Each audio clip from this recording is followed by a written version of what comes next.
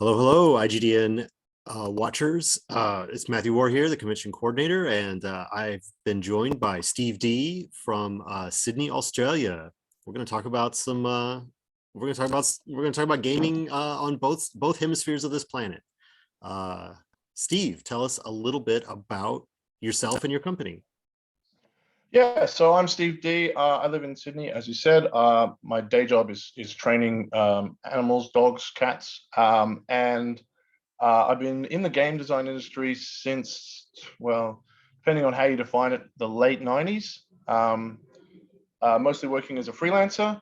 I'll also just note there's a plane above my head right now because I live under a flight path. But yeah, I've been publishing my own game since 2018. 2018. And yeah, it's been on the grow ever since. On the grow, that's how you want it to be. So yeah. what's your newest or featured product? What do you want to tell us about, like, kind of your main line of what you got to talk about today? So the main thing we definitely want to talk about is the score, which we just took to a local convention, and it is something that we're taking to Kickstarter in January next year is the plan. And yeah, it's a really unusual game. It's designed to pack an entire RPG scenario with character generation and everything into just 20 minutes or less. And it simulates the heist genre. Heist. It's called The Score. Yeah, and it's 18 cards, 18 minutes, and no GM to make a heist. Yeah, I've looked at some of your preview stuff for it, and it does seem like they're all like prompts, right? The 18 cards are all kind of like you play them out in the order, and they each tell you what the next stage of the heist is going to be or whatever, right? Yeah, that's right. It owes a little bit to things like For the Queen in that sense, and it's a series of prompts, but it has a much more direct and fast-paced kind of style to it. Yeah, it feels. I mean, I guess it maybe just some of the graphic design. It almost feels like it's like Fiasco a little bit, like in it's kind of trying to show up bold and make a lot of drama happen real quickly. That's right. Yeah, Fiasco is definitely something we're thinking about. We definitely want to make it something that's really accessible to anyone who's, even if they've never played an RPG or don't particularly like RPGs. So we're really kind of drilling down into those issues about what are the barriers for people, and a lot of the times with some of the prompt games, it's sort of like, well, think about this, and this is more like you are now hacking into something. Explain to us exactly how that happens and how cool that is right now, and it just throws you in a bit more, which can get over some of those shyness issues. So we've had really good success with that. I think sometimes, well, it's sort of a difference between random character generation from tables versus make up anyone you want kind of thing. And some of the prompt games are sort of like, what do you think is an interesting thing to happen, and don't give you a lot of guidance. And I'm sort of more at the other end of going, here's something that's definitely happening, or that you definitely are. What's fun is what you do next and how you make sense of that. And that's why I've always liked random character generation as well. It's got that kind of vibe of what does this mean? How do I make sense of it? And that can be just an incredibly fun, different experience. Yeah, I can really understand what you're saying, because it's I mean, not that your game players are children, but like, you know, when you reduce the choices down, there's not as many things to choose from. Like, you know, that's right. Do you want this or that? And you know, like, that's it. There's only two choices, and so it's easier to decide between them. Yeah, that sounds, all of that sounds great. The Score. So that, look for it in January. That sounds great. And what else have you put out? I know you mentioned, I'll rep for Relics a little bit when you mentioned you love random character creation. I was surprised at how deep the random character creation in that game is. You can decide everything: your name, how long you've been on Earth, you got a random roll for like gender presentation, you've got a random roll for like continent where you're so anyway, it was very deep in its random creation. You could draw a bunch of cards and completely randomly determine your character in that game. So but what game is it? Tell us more about it. Yeah, so Relics is designed to be a game about angels in the modern day. It's very much riffing off things like obviously Nominee and Demon the Fallen, but it's designed to sort of be able to do any kind of angel story. And we're in a surf feed of angel media at the moment. We have things like Good Omens and Warrior Nun and all sorts of things like that on our screens. Sandman, Hellblazer of 2. course. Hellblazer is coming back. Yeah, we even actually use Hellblazer as an example in the rules of like how to run the game. So it's great. Yeah, so players take the roles of these ancient angels who may have been on Earth for centuries or even millennia. And yeah, we really wanted to drill down in character generation to giving you a really good background for all those complexities and different kind of moral perspectives and that kind of ancient age. And really early on, we sort of found that people, wanted a lot of guidance with that because not everyone's an expert in history. And we also found that when we added those elements, people responded really well. So yeah, I've always been a huge fan of random character generation. So any game I'm designing usually has those elements as a way of just bringing people into the things really quickly. You don't have to just go fill in this blank page. And we found in playtesting that people really responded to that and found really unusual characters that then they would go away and talk about. And that's really exciting. And we even have that in the, so one of the main mechanics is a flashback mechanic in Relics.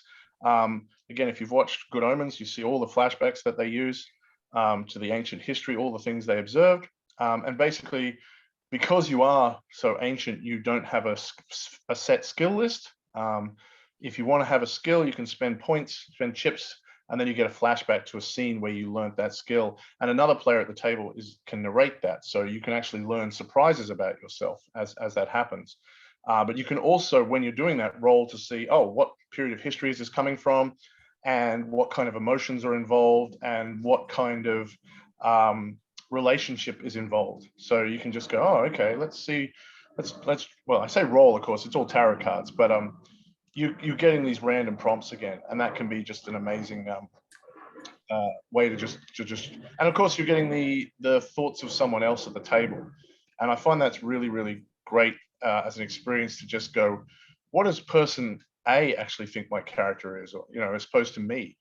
And that is a really interesting kind of way to build a character, to get a sense of what other people think and what whether it's their character's perception of you, which is part of it, but also just like, oh, I think it would be interesting if your character was like this, and that allows you to go in a whole new direction. Like, oh, okay, that gives me a whole new idea that I hadn't thought of. Yeah, I mean, it's great. It's great passing that narrative control back and forth between yourself and the other players. Yeah, it creates more drama than one person could generate. I think it's great. Yeah. The brain of everyone at the table can create better stories, I think, working together sometimes. And one of the downsides of traditional RPGs is that everyone kind of focuses really laser-like on what their character is doing. And the character sheet kind of looks like, oh, this is my sheet. These are the things I can do. And then sometimes you end up just waiting your turn. Okay, yeah, you're done. Okay, now tell me what's going on and I will activate my character and then I will pass the torch. And it feels very singular, especially with really complex characters. Like you have no idea what, the druid can do if you're only used to playing fighters or whatever like that. And I'm really interested in games that sort of pull that focus away from the individual and into the middle. That's a really great way to say it. I think it's pretty interesting. I'm very intrigued by like all of your designs so far that I've run across. And we could talk more about that, but I think I want to get into talking about the con scene. And maybe I also want to ask you, like, I don't know which comes first, the chicken or the egg here, because maybe the con scene comes first, or you getting 10-star games, which I don't think we'd actually said the name of your company yet. 10-star games, like what comes first? What would you rather? How did you get started as a player, as a designer? It's definitely the case that the con scene in Australia has always struggled until very recently. I used to say that you could break Australian history into before the internet and after the internet. And I'm old enough to remember trying to get into the game industry before the internet really took off. So the internet allowed us a huge amount of access to the wider world. And that was both getting ideas in and also putting ideas out. So Kickstarter, for example, was a huge thing because we just didn't have enough audience locally to sell it and make enough money from our games. And it was observing how local games were actually starting up and making money on Kickstarter and able to print their things that made me realize it was time to actually maybe make my own company. So I'd put out games online before that. But it was when we saw Kickstarter growing that I saw that there was place for that. And that came along with the sort of rising con scene. We've had cons in different shapes and sizes. Back in 2008, 2009, we had Gen Con Oz here, but it didn't make enough money to sort of survive because the market was just a bit smaller then and a bit more spread out. It's hard to get people to travel.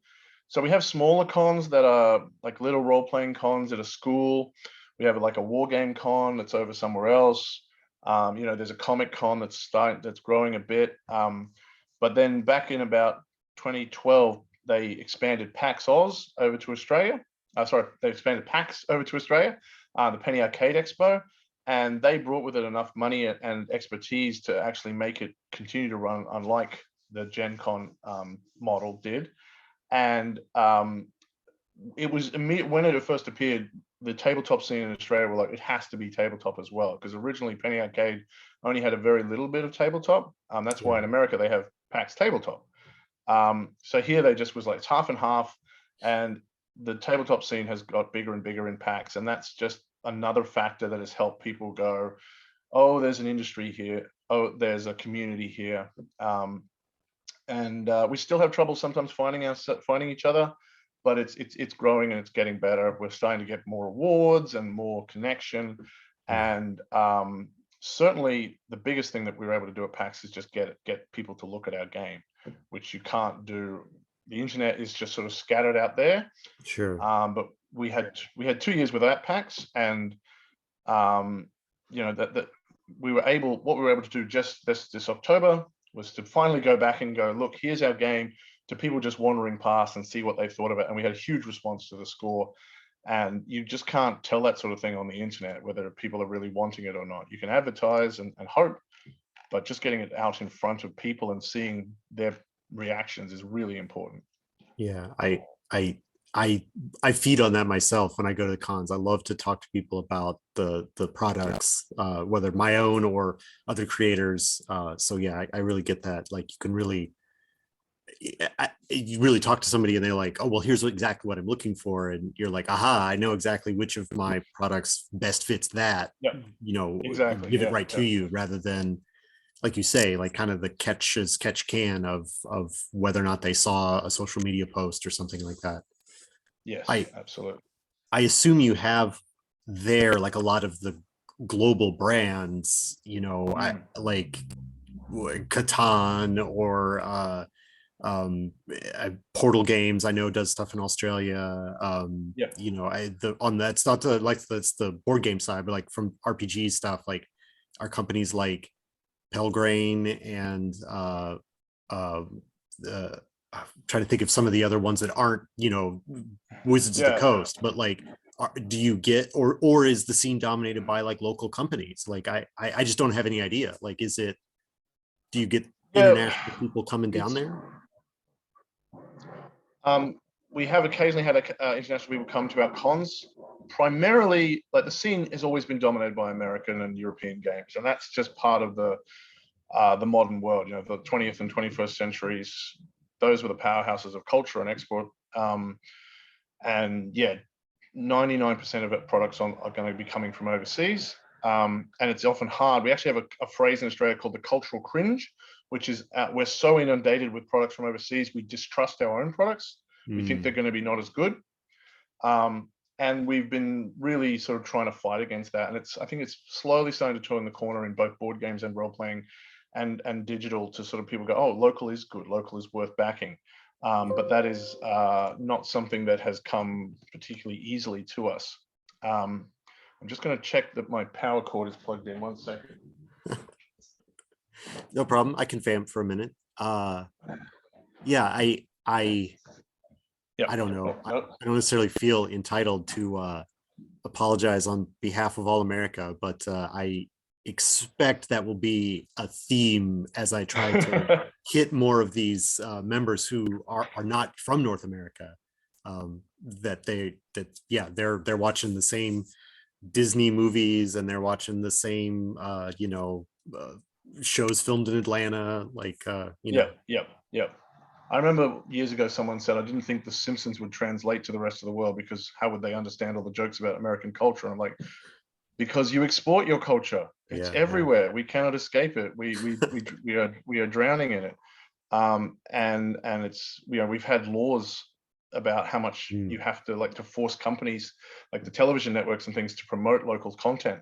And they've got weakened and weakened because it's too expensive. It's much easier to import.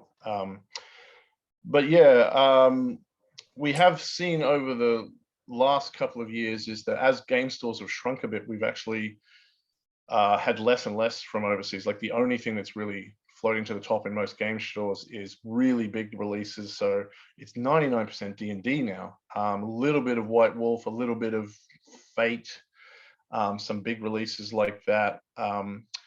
The 2D20 guys whose name elude me right now, with the It's aliens game. Modifius, I think. Yeah.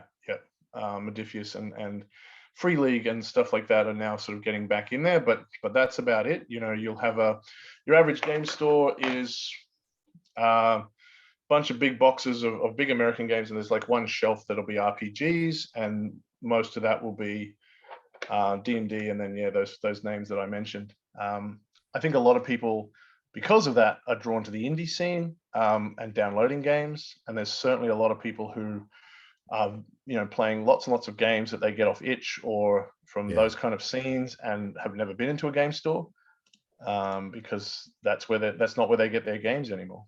Right. Do you meet people that say that when they come to you were just at PAX all what do you call it? PAX, is it PAX Sydney? Is it PAX Oz? Yeah, PAX Oz? Oz. That makes sense. But spelled, of course, AUS. Like we pronounce it OZ, but that we always we switch back and forward on that spelling. Right. Because we do tend to say it with a Z. Yep. That makes sense. It makes sense. I was picturing OZ when you were saying it, but it makes sense that it's spelled AUS. But yeah, so well, I appreciate you sharing all of that about sort of the local scene and your experience at cons. Is there a particular local product that you would like to a game company or a particular game that came from Australia that you want to give a shout out to and send some of that some of those waves to the internet the other way? Now I'm trying to think. I mean, we are building a local scene of all sorts of things. And all of the games that we're making here are really interesting. I think we've got a really large amount of talent. I was on a judge on a competition for PAX as well, where we're looking at what we call rising stars of the board game industry at tabletop. And the winner of that was a game called Stoked, which is about surfing. And that's going to be produced by the local group we call the Australian Tabletop Game Designers Network. So again, a support group for the industry. So they're going to print that and hopefully distribute it. So yeah, look out for that one. It's really, really clever. It's a very simple family level card game about catching waves and not trying to get stingers, as we call them, which are jellyfish. Yeah, the kind of like high-low bidding, like, will I go high to catch this wave? What if it has stingers on it? That kind of thing. Yeah. Really simple and very colorful. And yeah, that's the first year we've run that competition, and it's going to start finding our designers and helping them get out on the world stage, which is Yeah, a huge hurdle for us.